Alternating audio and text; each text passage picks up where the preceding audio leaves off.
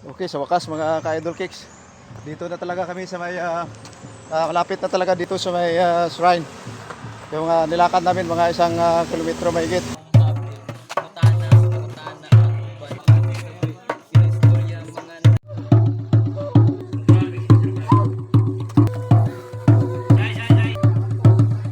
Mga ka-idol cakes, dito po tayo sa bungad ng shrine dito po sa may New Esperanza. Ito po yung dito sa bungad.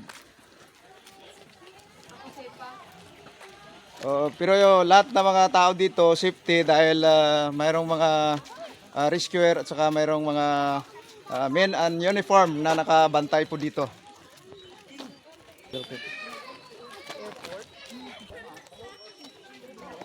So, pasok na tayo doon sa shrine na talaga mga ka-idol cakes. Ito, kompleto po. Mayroon pong mga municipal health office. Galing po sa bayan ng Lang.